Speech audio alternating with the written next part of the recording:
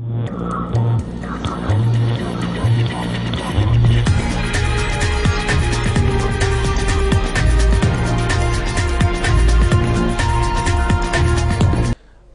में आपको खुशामदीद कहते हैं नाजरीन। हिलरी क्लिंटन अमरीकी वज़ीर ख़ारजा पाकिस्तान के दौरे पर हैं, मुलाकातें हो रही हैं। अब इन मुलाकातों का क्या नतीजा निकला है अब तक, क्या सूरत हाल अब बनेगी पाक अमरीका रिलेशनशिप में, इसी हवाले से हम बात करेंगे। हमारे साथ शरीके गुफ्तगू हैं साबिक वज़ीर ख़ारजा जनाब खुर्शीद महमूद कसूरी साहब। अस्सलाम वालेकुम कसूरी साहब। वालेकुम अस्सलाम।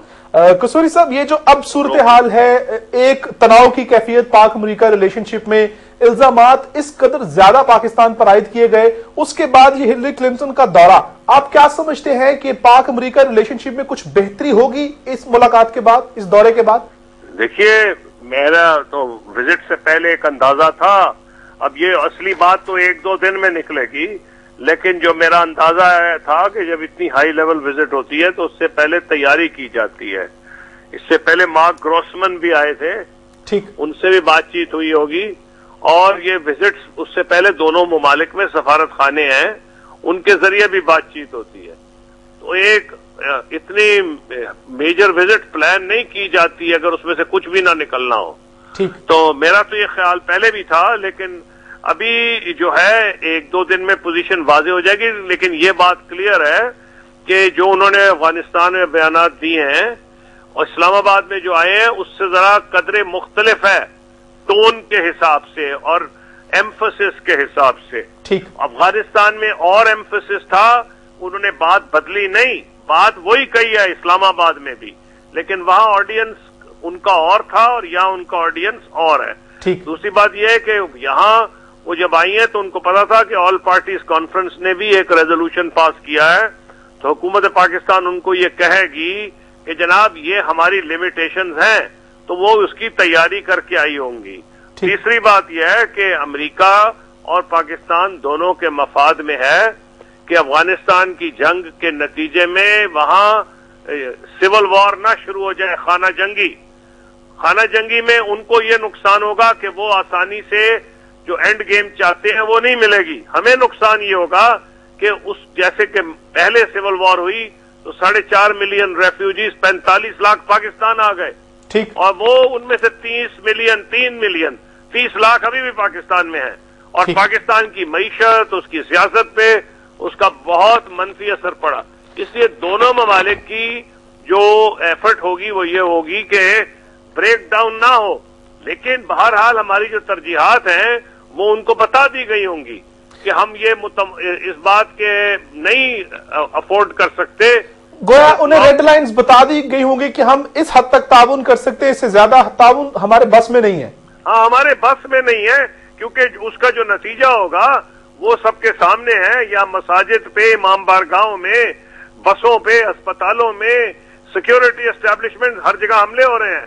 तो एक हद तक हम ताउन कर सकते हैं, उससे ज्यादा हमारे बस में नहीं है। और वो जो है बातचीत के जरिए ये जंग खत्म होगी और पाकिस्तान इसमें अपना रोल अदा कर सकता है बातचीत करवाने में। मौजूदा अफगान हुकूमत अमेरिका ऑन वन साइड और तालिबान दूसरी साइड पे। अच्छा, तो क्या अमेरिका ने ये रियलाइज कर लिया है अब कि जो अमेरिकी इनखला का रास्ता है अफगानिस्तान से, वो पाकिस्तान से होकर गुजरता है और पाकिस्तान के बगैर ना वो जंग जीत सकता है ना वहां से इनखला कर सकता है अफगानिस्तान से? देखिए, ये उनको भी अंदाजा था, लेकिन हमको भी अंदाजा होना चाहिए कि हम तो, ये तो आपकी बात ठीक है, और उनको ये अंदाजा होना चाहिए कि एक हद तक ही वो प्रेशर कर सकते हैं ना हुकूमत पाकिस्तान को। आफ्टर ऑल यहाँ 5,000 फौजी शहीद हुए हैं, 35 हजार सिविलियन शहीद हो गए हैं। ये तो नहीं है कि पाकिस्तान कुछ भी नहीं कर रहा, उनसे ज्यादा। तो ये बात उनको इन्होंने दोबारा कही होगी, सिविल और मिलिट्री दोनों साइड्स ने पाकिस्तान में, तो ये तो उनको अंदाजा है। लेकिन हमारे लिए मसला ये है कि अगर हम वहां सिविल वॉर हो गई और कोई अमन ना हुआ तो उसका असर बहरहाल मनफी असर पाकिस्तान पे भी पड़ेगा। अच्छा कसूरी साहब, आईएसआई के हवाले से बात करते हैं। उसमें हिलरी क्लिंटन साहब फरमाती हैं कि हमारे पास सबूत नहीं है आईएसआई और हक्कानी नेटवर्क के खिलाफ जो बातें हुई। हालांकि इल्जामात बहुत लगाए, मुलन ने भी इल्जामात लगाए, उनकी कांग्रेस के जो लोग थे उन्होंने भी इल्जामात लगाए। अब क्या समझते हैं कि अमेरिका अपने इस जो इल्जाम था उससे बैकआउट किया उसने? अमेरिका ने नहीं, बैकआउट तो नहीं किया, लेकिन उन्होंने अपने आप को डिस्टेंस किया है। अंग्रेजी में डिस्टेंस का लफ्ज है। उसकी वजह यह है कि अगर उन्होंने उसी फौज और उसी आईएसआई से काम करना है तो मलन के बयान के कोई 1-2 दिन बाद ही उन्होंने अपने को उससे अलहदा करना शुरू कर दिया था। मतलब एक मैसेज दी थी उन्होंने अपनी तरफ से पाकिस्तानी फौज को, पाकिस्तानी अवाम को, लेकिन उन्होंने देखा कि उसका रद्द-ए-अमल ठीक नहीं है, क्योंकि पाकिस्तान ने बहुत इसमें सैक्रिफाइस किया है और आईएसआई को इस तरह लान तान करना जो है ये भी उनको अंदाजा हो गया कि पाकिस्तानी अवाम को भी ये बात पसंद नहीं आई। ठीक, कसूरी साहब आपसे आखिरी सवाल करूंगा। ये जो अब हिलरी क्लिंटन साहबा ने एक और बात फरमाई कि पाकिस्तान को दहशतगर्दों के खिलाफ और खुसूसन हक्कानी नेटवर्क के खिलाफ अब घंटों में कार्रवाई करना होगी, तो क्या दबाव डाला गया है कि हक्कानी नेटवर्क के खिलाफ ऑपरेशन किया जाए? गोया डू मोर का मुतालबा अब भी मौजूद है? नहीं, डू मोर तो उनको रहेगा, लेकिन अमेरिका को हमारे लिए भी तो डू मोर करना चाहिए ना। हमारे लिए जब मैं वजीर खारजा था उस वक्त से हमने शुरू की थी रिकंस्ट्रक्शन अपॉर्चुनिटी जोन्स की टॉक्स के मार्केट एक्सेस दें। अमेरिका तो डू मोर कर नहीं रहा, हमसे ही तवक्को किए जा रहा है। तो उम्मीद है कि अब के उनको ये कहा गया होगा कि ट्रेड में कुछ वो मदद करे पाकिस्तान की, हमें एड की कम जरूरत है। बहुत शुक्रिया खुर्शीद महमूद कसूरी साहब, आपने वक्त दिया, हमारे साथ शरीक गुफ्तगू थे साबिक वजीर खारजा खुर्शीद महमूद कसूरी साहब, जिनसे हमने बात की है।